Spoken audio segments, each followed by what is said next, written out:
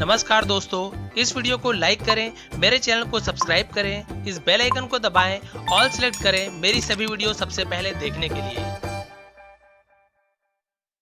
नमस्कार, मैं विष्णु शर्मा आप सभी का आपके ही अपने चैनल विष्णु एटीपी में हार्दिक स्वागत करता हूं। और आप सभी के जो सबसे ज़्यादा जो प्रॉब्लम है, सबसे ज़्यादा जहां पे आप कंफ्यूज होते हैं, सबसे ज़्यादा आप लोग का जो कमेंट्स आता है वो यही होता है कि सर ए के उच्चारण में हमें बहुत ज़्यादा परेशानी होती है। वैसे तो बहुत सारे और भी है जो आप लोग कमेंट्स मैंने पढ़ा है, लेकिन सबसे ज़्यादा मैंने देखा है ए के उच्चारण में बहुत से लोगों को परेशानी होती है। जैसे कि यहाँ पे आप देख सकते हैं, मैंने कुछ एग्जाम्पल लिखे हुए हैं।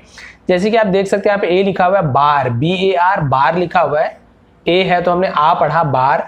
अब यहाँ पे BAT लिखा है तो आप इसे बार पढ़ रहे हैं, तो इसे बाट नहीं पढ़ रहे हैं, आप इसे बैट पढ़ रहे हैं। तो यहाँ पे आ ध्वनि निकला, यहाँ पे ए निकल रहा है, बैट ऐनक जैसे हम बोलते हैं ए।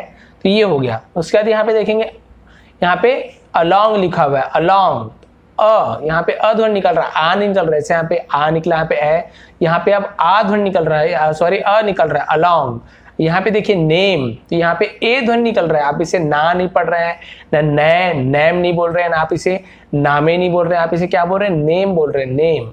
ए ध्वनि निकल रहा है। तो आप देख सकते हैं ए तो एक ही है, लेकिन इसका ध्वनि यहाँ पे आ हो रहा है बार, यहाँ पे बैट में ए हो रहा है, अलोंग में यहाँ पे अ हो रहा है, नेम में ए हो रहा है। तो देखिए कितने प्रकार की ध्वनि निकल रहा है। और इसके कुछ नियम होते हैं, वही मैं आपको बताने वाला हूँ, ताकि आप अगली बार से प्रॉब्लम आपको ना हो, कंफ्यूज आप ना रहें कि क्यों ऐसे हो रहा है। उसके बाद आप आसानी से पढ़ सकते हैं। तो चलिए स्टार्ट करते हैं। सबसे पहले कर दिए वीडियो को लाइक। यहाँ पे देखते हैं, सबसे पहला रूल आपको बता दूं, ये रूल असल में क्या कंफ्यूजिंग है। जी हाँ, सबसे पहले आपको रूल कंफ्यूजिंग वाला ही बता रहा हूँ कि आपको यहाँ पे रूल समझने की जरूरत नहीं है, क्योंकि इसका एकदम प्रॉपर रूल आपको कोई नहीं बता पाएगा।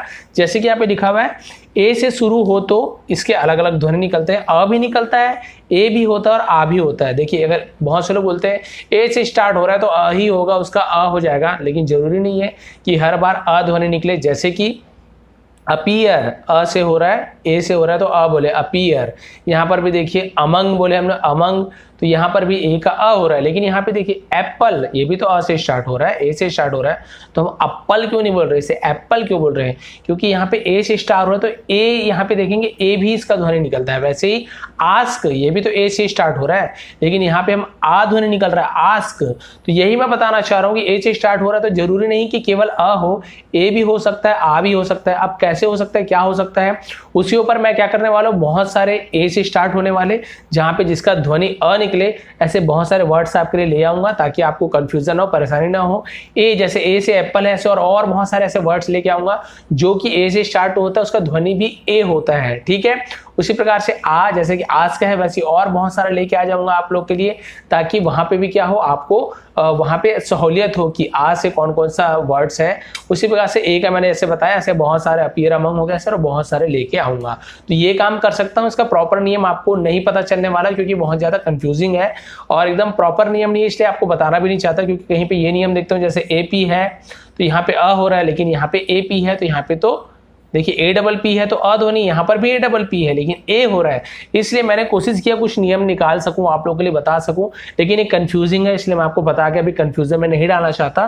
तो आपके लिए वही काम करने वाला जो मैंने बताया, ठीक है। ये हो गया पहला नियम, अ भी हो सकता है, ए भी, आ भी, उसके लिए मैं काम करने वाला हूँ, आपके लिए जल्दी तैयार कर दूंगा।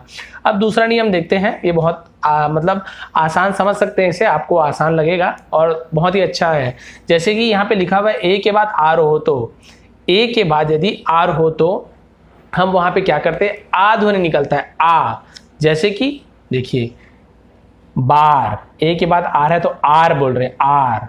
AR है तो आर, AR है तो आर, आर कैसे, देखिए बी का ब होता है और ब के बाद हमने ए को आ बोला, तो ये हो गया बा और आर का र, तो बार। इसे बैर नहीं पढ़ेंगे, बार पढ़ेंगे।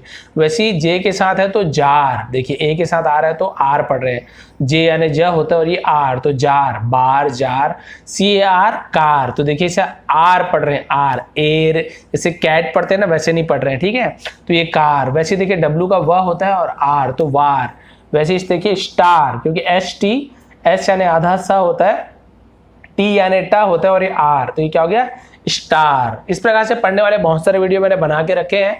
आपको ऐसे बहुत सारे वीडियो देखना है तो आई लिंक में देखें, आई ऊपर लिखा होगा, कुछ लिखा हुआ आता है, देखेंगे आप। उसे वीडियो देखने के बाद भी मतलब लास्ट में भी आप जब भी आई लिंक में ऊपर जाएंगे ना तो आपको सब वीडियो मिल जाएगा। बहुत सारे ऐसे उच्चारण वाले, सरल उच्चारण करने वाले विधि बनाया हूं मैं, बहुत सारे आपको अच्छे से मिल जाएगा। तो ये समझ गए, ए के बाद यदि आर हो तो हम आ बोलेंगे, ए ऐसे नहीं बोलेंगे, समझ गए आप। बार, जार, कार, वार और स्टार, इस प्रकार से और भी बहुत सारे आपको मिल जाएंगे। ठीक है, क्लियर हो गया। ए आर हो तो आर, यानी कि आ ध्वनि निकलता है, आ। ठीक है, अब देखते हैं उसके बाद तीसरा नियम। दो व्यंजन के बीच में ए हो, दो व्यंजन, व्यंजन आप सभी को पता है कॉन्सोनेंट जिसे कहते हैं, यानी कि स्वर को छोड़कर। तो व्यंजन क्या होता है, स्वर को छोड़कर। अब इंग्लिश का स्वर यानी वॉवेल, तो वॉवेल कौन कौन सा होता है, ए होता है, आप सभी को पता है, बार बार बताता हूं, ए ई आई ओ यू, ये होता है आपका स्वर। ठीक है, ये आपका होता है स्वर।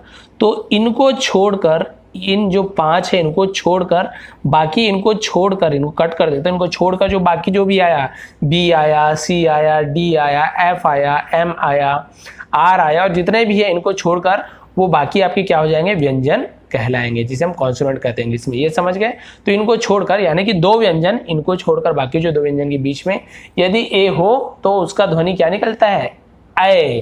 इसे ऐ बोलते हैं। ठीक है, यहाँ पे इंग्लिश मतलब हिंदी में जब लिखते हैं तो इस प्रकार से एक डंडी रहता है, लेकिन जब मात्रा लगाते हैं हम तो ऐसे 2 डंडी खींचते हैं। ठीक है, वो हिंदी वाले समझ जाएंगे, इसे ऐ कहते हैं। दोनों का मतलब वही है, लेकिन जब मात्रा लगाते हैं तो ऐसे ऐ, और इसका मतलब ऐ होता है, ऐ। ठीक है, अब देखते हैं कैसे। दो व्यंजन, तो ये व्यंजन है कि नहीं, बी व्यंजन है, जी हाँ, क्योंकि ए ई आई ओ यू तो नहीं है, ये बी है। फिर देखिए दो व्यंजन, एक व्यंजन और दोनों व्यंजन के बीच में ए है, ये भी व्यंजन है। तो दो व्यंजन के बीच में यदि ए हो तो हम क्या करते हैं, उसका ध्वनि क्या निकलता है, ऐ। क्या निकलता है, ऐ। ठीक है, इसका एक और नियम है जो अभी अब जस्ट इसके बाद आपको बताने वाला हूं। तो ये सब चीज को आप ध्यान देंगे, क्या ध्यान देंगे अभी जस्ट बताऊंगा। तो ये चीज देखिए, पहले इसे क्लियर कर लेते हैं। दो व्यंजन के बीच में ए हो तो हम ऐ ध्वनि निकलता है। कैसे ऐ निकलेगा देखते हैं। बी का ब हो गया, अब ए का, जैसे यहाँ पे ए का आ हो रहा था, आ, क्योंकि आर के साथ है इसलिए आ हुआ, लेकिन यहीं पे वही बताने वाला हूं, आप आ नहीं लिख देंगे, क्योंकि नियम क्या बोल रहा है, दो व्यंजन के बीच में ए हो, ये दो व्यंजन के बीच में। अब आप बोलेंगे सर ये भी तो दो व्यंजन है, बी भी व्यंजन है, आर भी व्यंजन है, लेकिन आप कंफ्यूज मत होइए, नियम इसलिए मैंने अलग से बताया है। यदि आर हो ए के साथ तो आ ध्वनि निकालेंगे, ये चीज आप ध्यान रखेंगे। दोनों व्यंजन है रहने के लिए, लेकिन एक नियम ये भी है, यदि आर है तो फिर हम आ निकालेंगे, इसलिए आप कंफ्यूज नहीं होंगे कहीं पे भी। यदि ए आ रहा है तो आर पढ़ेंगे, और उसको छोड़कर, आर को छोड़कर बाकी जो भी व्यंजन है, जैसे बी टी हो गया, उसके बीच में ए है तो हम ए पढ़ेंगे। देखिए बी का ब, ए का ए, टी का ट, बैट। देखिए इसे बार और ये बैट हो गया। उसी प्रकार से देखिए रैट, आर का र, ए यानी ए और टी का ट, रैट।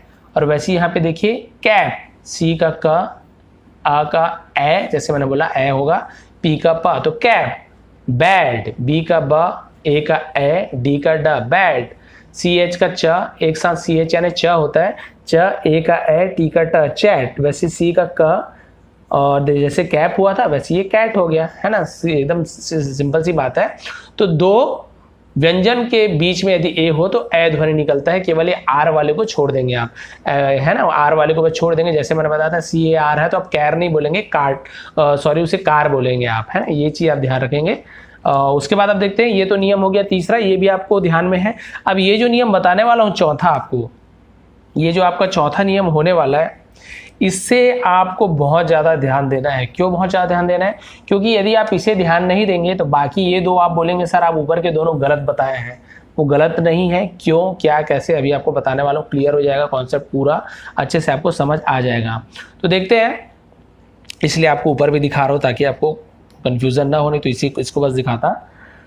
अब मैंने क्या लिखा है यहाँ पे, नियम के अनुसार ए के बाद एक अक्षर छोड़कर ई हो, बहुत सारे मैंने वीडियो में बताया भी है, तो ए होगा, ए।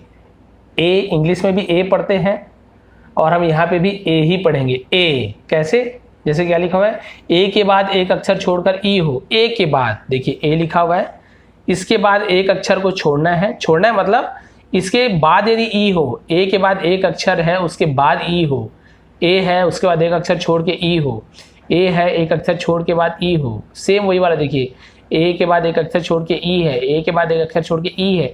यदि इस टाइप से होता है ए के बाद एक अक्षर छोड़ के ई, तो ये जो ए है इसे हम क्या पढ़ेंगे, ए को ए ही पढ़ेंगे, ए ऐसे लिखते हैं हिंदी में ए।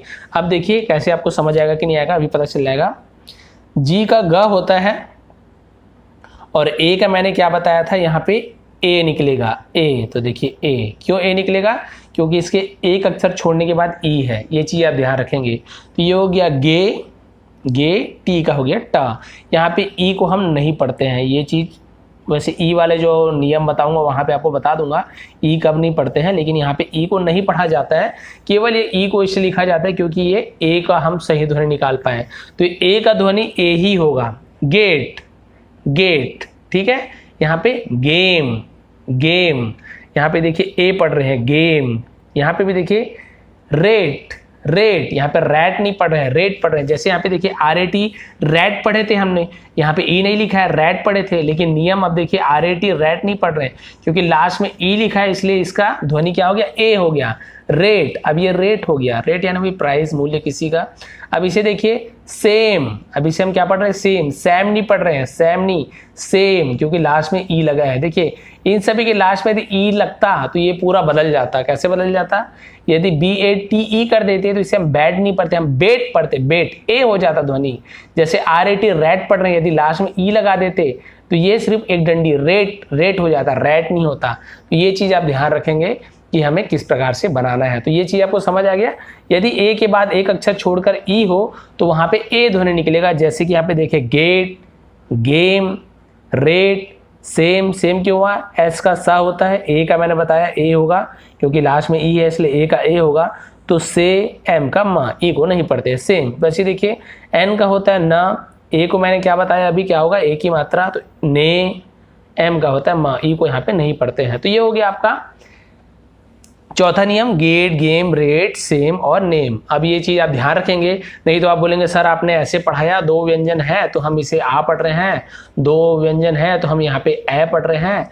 अब यहाँ पे तो दो व्यंजन के बीच में ए है, तो अब आप ये सब नियम क्यों नहीं लगा रहे हो, क्योंकि यहाँ पे ये चीज़ भी ध्यान देना है कि इसके बाद ई तो नहीं लिखा हुआ है। आप हमेशा जब भी वर्ड्स पढ़ते हैं पूरे नियम को थोड़ा सा ध्यान दे करेंगे। आप जब भी कुछ पढ़ेंगे तो देखेंगे जैसे ये लिखा हुआ है तो आप यहाँ पे स्टार लिखा हुआ है, आप यहाँ पे देखेंगे ए के बाद कहीं एक अक्षर छोड़ के फिर ई तो नहीं लिखा हुआ है, एक अक्षर छोड़ के ई तो नहीं लिखा है, ए के बाद आर के बाद ई तो नहीं लिखा हुआ है, ए के बाद आर के बाद ई तो नहीं लिखा हुआ है। तो ये सब चीज़ आपको ध्यान देना होता है। तो बस ये सब ध्यान देंगे तो आपका जो नियम है वो बहुत अच्छे से काम करता है। अब देखते हैं पांचवा नियम, ये आपको समझ आया कि नहीं, आप कमेंट करेंगे जरूर। बहुत ही आसान है, सेम अभी बार बार नहीं बताऊंगा, एक बार और वीडियो देखेंगे आप फिर से यहाँ पे नहीं समझ आया होगा, क्लियर हो जाएगा। अभी पांचवा नियम मैंने अपने तरफ से इसे बनाया है। वैसे तो पहले बता दूं आपको कि ये क्या होता है, जब हम बड़े बड़े इस प्रकार से जब वर्ड्स जो रहते हैं लंबे लंबे वर्ड्स में ये काम आता है। जैसे AR लिखा है लास्ट में, तो वहां पे मैंने क्या बताया था, AR यदि हो तो हम उसे क्या पढ़ते हैं, आर पढ़ते हैं। जैसे कि हमने क्या पढ़ा,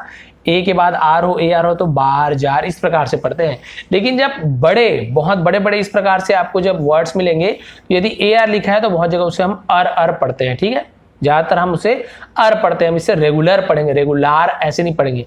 केवल ऐसे रहता है LAR तो हम लार पढ़ते हैं, लेकिन यदि एक साथ है लंबे लंबे वर्ड्स ऐसे तो हम यहाँ पे रेगुलर, इसे अर पढ़ेंगे। ये चीज ध्यान देंगे, रेगुलर यानी अर। यहाँ पे अ क्योंकि ल के साथ अ मिला होता है, देखिए ल तो अ उसका मिला हुआ होता है अर, तो यहाँ पे अर ध्वनि निकलता है। और बहुत सारे ऐसे रहते हैं जिसके साथ अर यहाँ पे लिखा हुआ है तो उसका मीनिंग होता है, ठीक है। उसी प्रकार से देखेंगे AL है तो फिर हम इसे अल पढ़ते हैं, AL तो अल, इसे आल नहीं पढ़ेंगे, अल। जैसे मार्शल तो इसे अल पढ़ रहे हैं, आल नहीं पढ़ रहे हैं। वैसे इंडियन AN है तो अन पढ़ रहे हैं, अ। इंडियन, अर्बन AN है तो अन पढ़ रहे हैं, अन। तो सभी जगह आप देखिए अ ध्वनि निकल रहा है, AR है एक साथ लंबे में, मान लो बड़े वर्ड है तो फिर AR भी तो अ पढ़ रहे हैं, अर। बड़ा है ए के साथ L है लास्ट में हो तो भाई तो हम अल पढ़ रहे हैं। यहाँ पे भी लास्ट में है तो अन पढ़ रहे हैं, यहाँ पे भी लास्ट में है तो हम अन पढ़ रहे हैं। तो सभी की जगह अ ध्वनि निकल रहा है। कुछ कुछ अपवाद होते हैं, कोई प्रॉब्लम नहीं है, लेकिन ज़्यादातर जो इसी प्रकार से इन्हीं नियम के अनुसार आपको इंग्लिश पढ़ना चाहिए, बहुत ही ज़्यादा आसान होगा। और कुछ यदि वर्ड्स आपको कंफ्यूजिंग लग रहे हैं कि सर यहाँ पे नियम काम नहीं कर रहा है तो आप मुझे कमेंट करें और मैं जरूर उसका जवाब दूंगा। अब इसके अलावा आपके लिए सेपरेट वीडियो, अच्छी वीडियो बनाने वाला हूँ जहाँ पे एक और भी बहुत सारे नियम होते हैं, ऐसे नहीं केवल यहीं पे खत्म हो गया। जैसे EA यदि एक साथ हो, AE एक साथ हो, AI एक साथ हो, AU एक साथ हो, AO एक साथ हो या फिर OA एक साथ हो तो इसका ध्वनि क्या क्या निकलता है और कैसे इसे हमें पढ़ना चाहिए, इसके ऊपर बहुत बढ़िया वीडियो बनाऊंगा, क्योंकि यदि इसमें कंप्लीट करूँ तो बहुत लंबी वीडियो और आपको कंफ्यूजन यहाँ पे बहुत ज़्यादा होगा। और ये तो थोड़ी अलग बात है, क्योंकि यहाँ पे देखिए ई का भी नियम हमको सीखना है, यहाँ पे भी ई का नियम, आई का नियम, यहाँ पे यू का, ओ का, तो इसलिए सभी नियम में ये धीरे धीरे आगे जो वीडियो बनाने वाला हूँ ई का, ओ का, सभी में आते जाएगा। इसलिए सेपरेट यहाँ पे एक ही नियम में इसे नहीं ले रहा हूँ। अलग से आप बोलेंगे तो इस प्रकार के जो एक साथ वाले आते हैं ना वर्ड्स, जैसे देख ई अभी बताया, उसके लिए अलग से सेपरेट वीडियो बना दूंगा। ई ए लिखा है तो हम इसे कैसे पढ़ेंगे।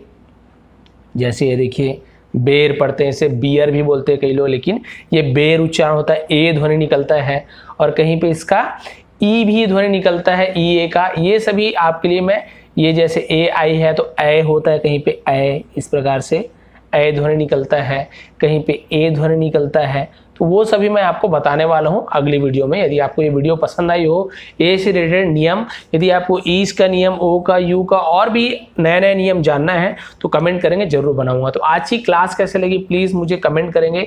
यदि आप कमेंट करते हैं, लाइक करते हैं, तो ही मैं आगे वीडियो बनाते जाऊँगा, क्योंकि यदि आप लोग लाइक नहीं करते, पसंद आने के बाद भूल जाते हैं, तो मुझे लगता है कि आप लोग को वीडियो पसंद नहीं आई, इसलिए लाइक नहीं किया, इसलिए कमेंट नहीं किया।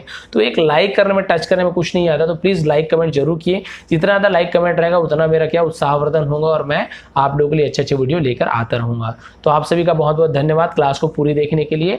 और यदि आपको इस प्रकार की वीडियो और भी चाहिए तो चैनल को सब्सक्राइब कीजिए, बेल आइकन को दबा के ऑल को प्रेस कीजिए, ताकि मेरी सभी वीडियो सबसे पहले आप तक पहुंच सके। आपका दिन शुभ रहे।